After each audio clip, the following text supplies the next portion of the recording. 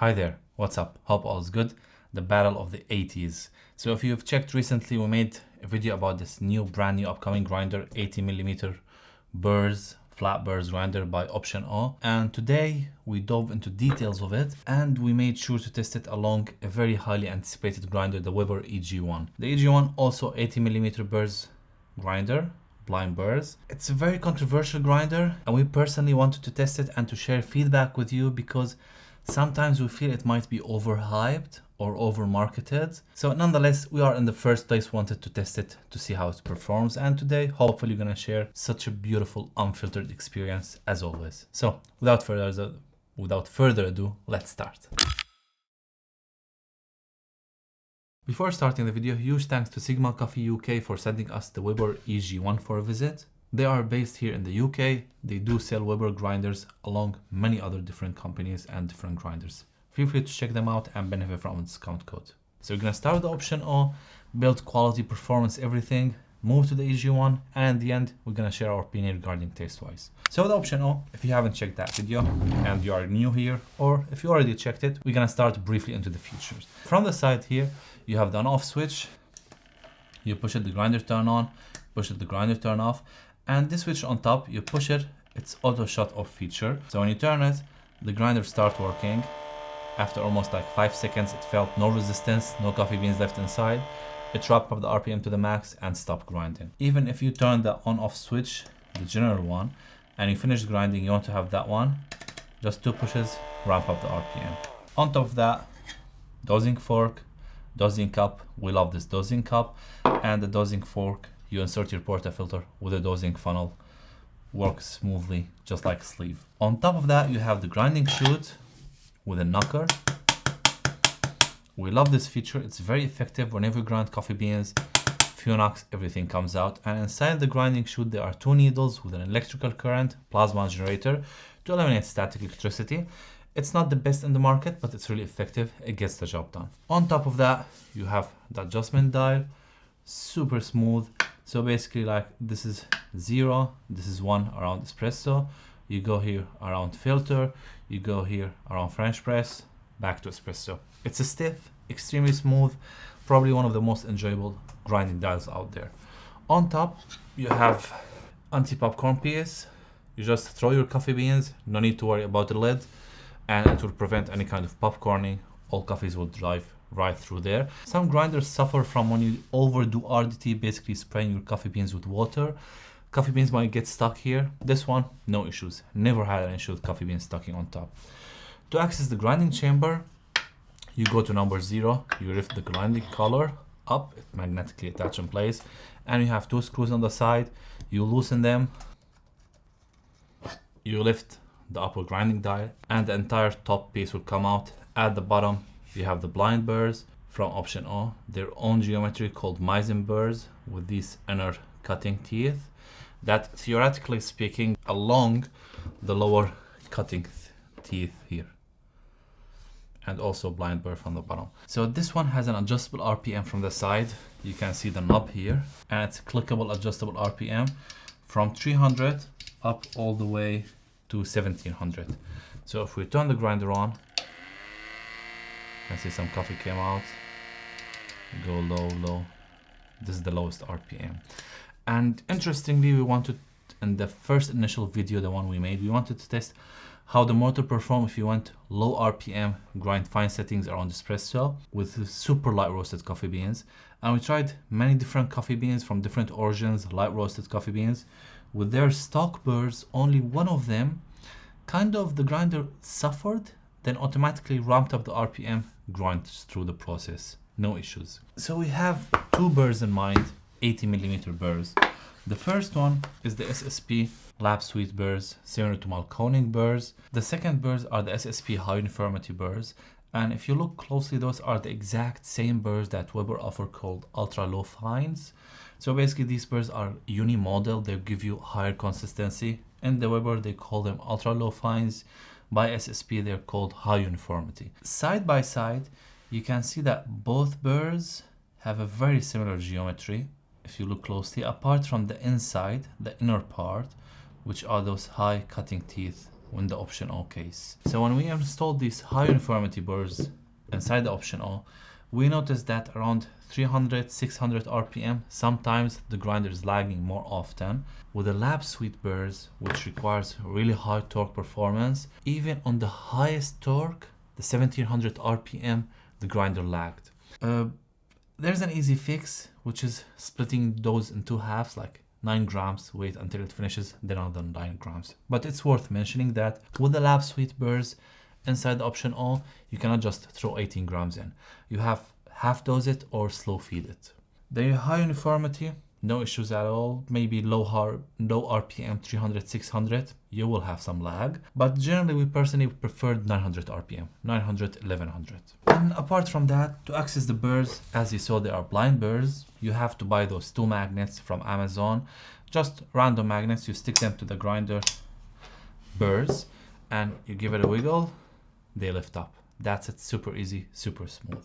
Sometimes, even with SSP burrs, because it's a very tight machining and tight fit, sometimes these burrs might get stuck inside. Now in the case of the lower burr, you can just loosen this locking nut, lift the entire burr carrier out and pop the burrs out from the sides. In case of the upper burr, if it got stuck, what you have to do is to loosen these adjustment dial screws, lift the upper grinding dial. Underneath it you have another 4 screws, you loosen them, you lift it. This is basically the adjustment mechanism until you reach the upper burr from the inside. And you have small holes, you insert maybe Allen key and push the burrs out. It's good to know that there's a way if the burrs got stuck there to fix them. Of course, those are second aftermarket burrs. They should fit very well, but they are slightly tight fit. Some of them, like the lab suite were tight, the high uniformity, no issues with them. Just good consideration. There's really nothing to hate about this grinder. It's just crushing it in every aspect. Burst performance, super cool. The grinding sound, very low. We'll be comparing it with the EG-1 shortly. Adjustable RPM from the side, the usability, insert portafilter, dosing cup, the plasma generator, no need to worry about spraying your coffee beans. It's clean. Generally, you'll have your grinder clean all around. Price tag, it's very reasonable considering what it has to offer. Maybe few things might come to mind as of this moment. The only thing that personally annoys me is the fact that you have to buy these magnets, because of course it's crushing the competition with its price tag, but still, I mean, maybe it's gonna cost them like $20 extra to have some decent magnet, maybe circular shape, just to have a good grip on that burr and pull it out. No need to buy these. They're good, but there could be something better. Just buy stock in the box. I really cannot think of anything negative. Like I wanted to find something annoying about it, but I couldn't find. The Weber EG-1 grinder. Now, the Weber probably has the most iconic, catchy, eye-catchy look out there as a grinder. It's massive. It's almost like a statement wherever you see it, in a coffee shop, in a house, anywhere. It will just catch your eye. Probably the most common joke out there is saying like it looks like a telescope, and it's kind of. You insert the plug from the back and there's a major on-off switch. As soon as you insert it, you'll see the small screen. It looks clean, very nice. So you control the RPM. The lowest it can go is 500, and the most it goes grindable is 1800 RPM. And as you see me doing this, you can notice that I'm suffering with the RPM knob. This is one of the things I don't like, which is the RPM knob itself. Now, if you look closely to the RPM dial, it's really small, tough to pick with your fingers. I think slightly lengthier, maybe some notches on the side would make the experience much smoother. And in front of it is the on-off switch. So to turn the grinder on, you give this button a push, and the grinder is on. Right now it's at the lowest RPM. It's working. You turn it off. Behind it, this area, which they utilize to insert a magnet. So if I'm pushing the dosing, the blind shaker, it goes in place. Maybe as an area to put your blind shaker if you want, instead of leaving it always here on the side. And the station itself, dosing cup base, let's call it. So it's adjustable height. You give this button a push and you lift it to the top. you give it a push, you lift it to the bottom. I like this idea. If you want to use different dosing cups, you can do that. You can pull it outside. If you want the extra angle, you give it a push to the bottom to pull it. So this one, it tilts someplace. They should provide something friendly as stock in the box for the portafilter. They used to have some old design for the portafilter. I think they do still provide it, but out of the box, they should put that portafilter fork or some alternative option. On top of that, you have this knocker from the back. Any retention inside, it will knock it out. It's very effective, feels stiff, durable, probably will never break out, and gets the job done from the grinding chute, any retention out. Before speaking about the Burrs, let's go to the adjustment mechanism, which is the grinding dial from here. To adjust the grind size, you lift the dial, you twist it up to your desired preference, and you let it go down. This one is far more smoother than the Weber key, which we made in that video, best conical burr grinders. It's smooth, super easy.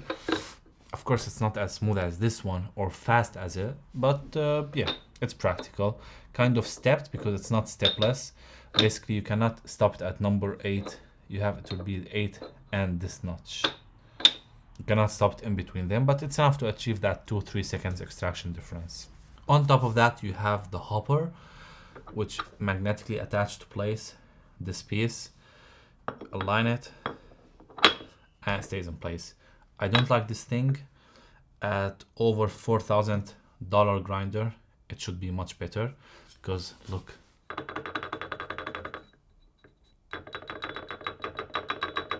it feels very finicky, not stable. Magnets could be far more stronger. I did not like it. Twice it failed with us. This is the MK3, by the way, from the EG-1. They made 3 different versions. This is the 3rd one. They should have provided something better than this. Once again, when you are taking price tag into consideration, you have to be fair and be picky about few stuff. So, just a thing to note about. Coming to the Burrs and the Burrs chamber. So again, it has a nice feature to access and brush the burrs from the outside. So you pull this piece to the bottom from the grinding chute and it comes out. It has magnets to leave it in place, and from top you push it with your fingers, and this front piece also will cover out.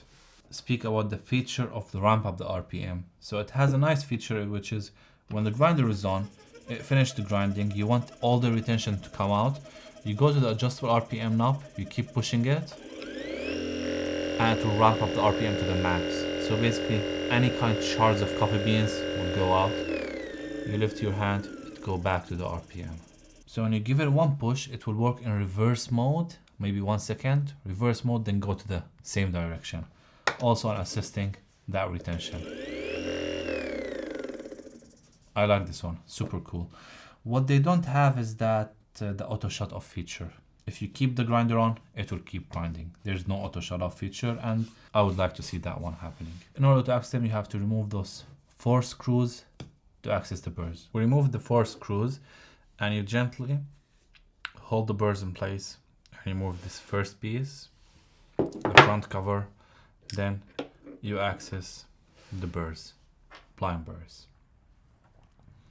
This is the locking pin, make sure not to lose it. Those blind burrs, the same, similar to the option O. The advantage here is that you don't need magnet to remove them. You can just grip them with your hand, twist them slightly, and they will come out. The same goes for the inner burr. Stabilizing pin, 3 of them. You can also insert this one,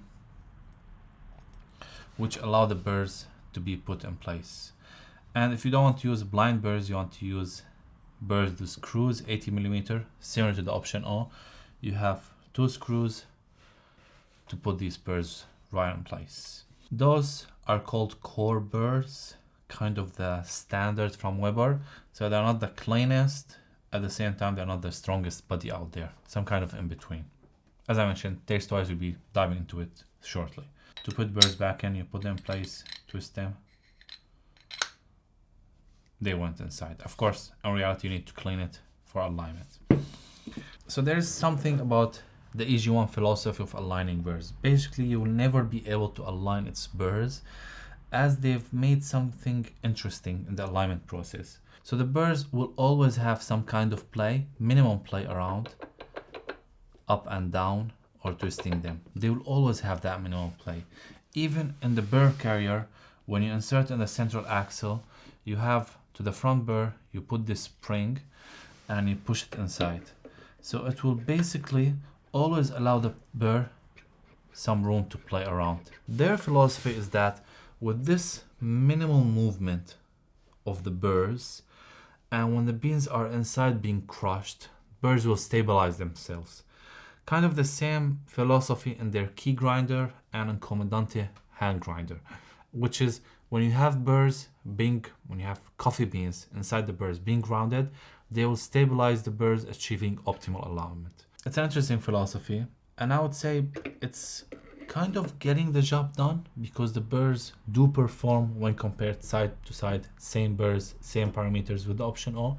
We couldn't tell the difference taste wise. So there's a reason behind it, but still in my coffee grinder, I would like to know that the burrs are there, extremely stable, never go anywhere around. I like tight tolerance in a grinder, let's say. Even if you want to swipe these burrs, put burrs with screws where you not have that much room to play with, still I would like them to be stable. So before putting the burrs back in, another note about the wipers here that you see on the side. So these wipers, they have some flexibility and they will wear out after a while. So you have to change them if you are a heavy user, maybe every 6 months, you have to swap these. And this is mainly due to that as the burr has some kind of room to play, considering the tight tolerance inside the grinding chamber here, when it's rotating, if you can see, against it.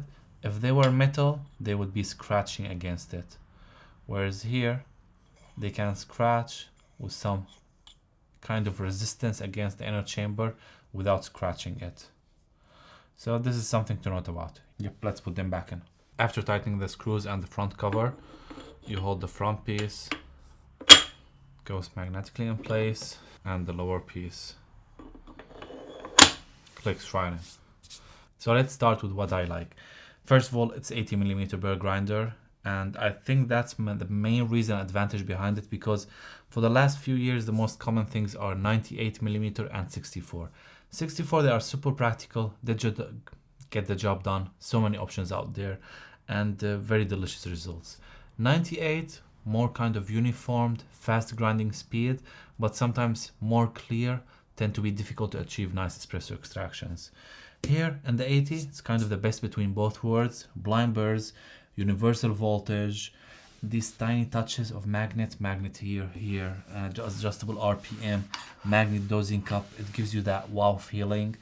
But even the looking at it, it's iconic look, very eye-catchy. Adjustable dosing cup portal, low retention, accurate grind adjustment mechanism. So those are all good considerations to take in mind. What I don't like about is high shipping rates. It's expensive. As I mentioned, this is very wiggly around. It's noisy. It's noisier than the P80, and the static electricity. You will never ever be having this space clean. Really, like almost never.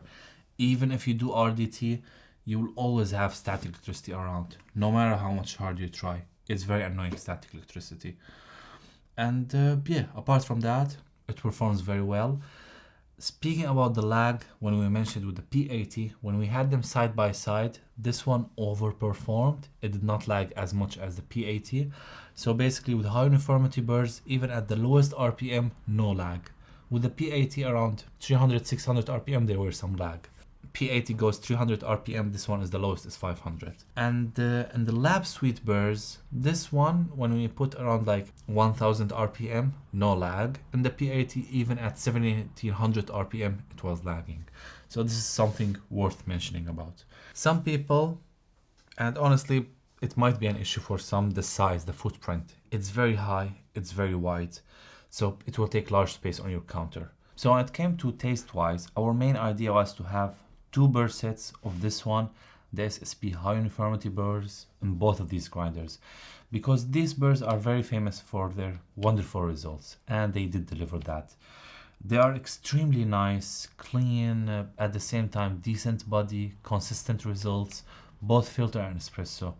sharp acidity, even on a wide range. Like even if you try dark roast, you might be pushing it, but you can still extract something nice. Medium roast, light roast, any kind of roast, those are super versatile burrs. Really, we enjoyed them so much. We had one set in the Lagon P80 and the Weber EG-1 side by side.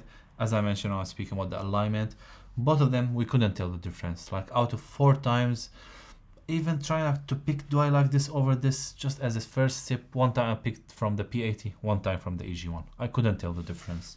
Then we moved around to another burr set, which is the Lab Sweet burrs. Those are SSP version, also blind. Put one burr set in the P80, one in the EG-1. Once again, same results, couldn't tell the difference. It was a bit difficult to get same parameters, grinding time, extraction time, due to the reason why, because with the P80, at first we were slow feeding it, and we noticed when you slow feed, grind become kind of more consistent, so you have to go finer, and we couldn't find the same slow feeding time for both of these machines. So what we did is that 9 grams, let it finish another 9 grams. The same we did here, to be fair, like not putting instantly 18 grams inside this one and this one, splitting the dose on 2 times. So side by side, also the same. The SSP Lab Sweet, it tends to give you the highest body, highest sweetness, let's say, less clarity, but still flat burrs, you can get that clarity. And personally, we were super keen and interested in seeing the performance of the Lab Sweet burrs with the grinder that you can see behind us, the Malkonig E80. We made that video about it. We love the results of these burrs and we were keen on testing them. However, those burrs, the E80 Malkonig burrs, were aligned in that grinder and never keen into taking them out. Because once aligned, you can know the hassle of opening the grinder, especially that one with a hopper, cleaning it, dismissing the alignment. And even though I wanted to check if I use those burr sets, which we went ahead and we bought them here, if I had this inside a single dose and compare it side by side with the hopper, do I have different results? So to start with, when you have them side by side SSP, and the original design of these burrs, they used to be cast version burrs. Basically they put them inside, they cast them, they don't machine them. However, in the new version, these ones from Malkonig, they are all machined, whereas SSP do something a mix. They polish the final cutting surface machining, but this inner side and the grooves, they are still cast. So it does have slightly different results. And when we had these machined ones from Malkonig inside the P80 and inside the EG-1, no matter how fine we went to the point where burrs are touching, the extraction was still fast. And we couldn't wrap our head about it. What could be the reason behind that? Like burrs are touching, is it the alignment? Here and here the same. And by the way, in the P80 they got stuck. Those burrs are wider, they're extremely difficult to get in. Once we got them in, we couldn't even check for alignment because they were stuck. We went ahead, we started pushing them. It was a very tough experience, but we got them out.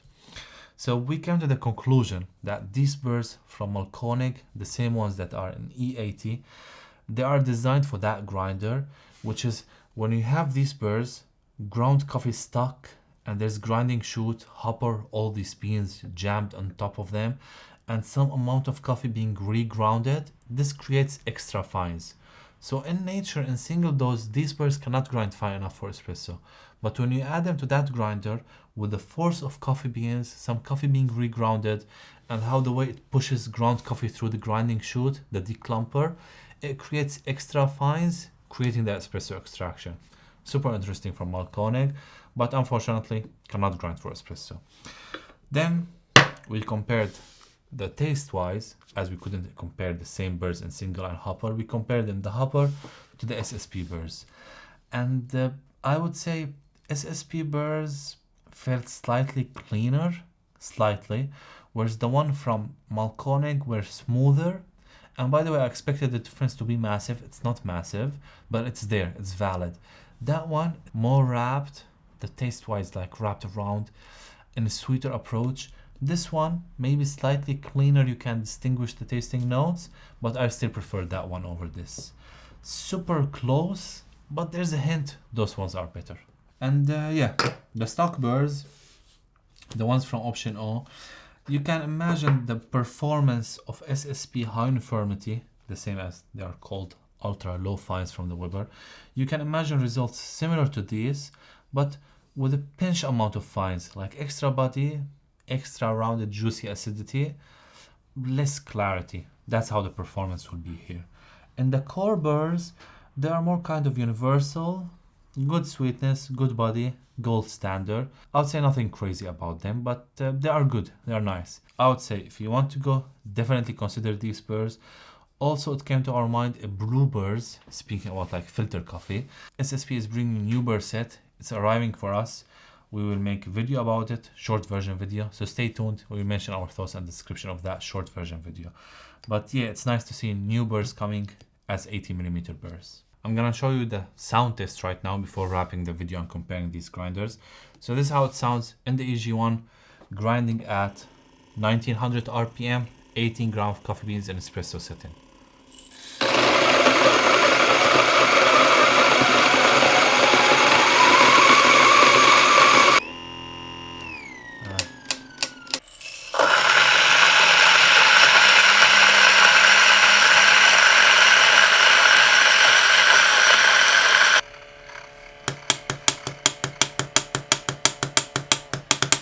At the beginning of the video, I mentioned you need to take price tag into consideration and performance, then taste-wise. Taste-wise, start with it, they are the same, identical. Performance, filter coffee and espresso, couldn't tell a difference. Blind tasting notes, multiple sessions, and it makes sense.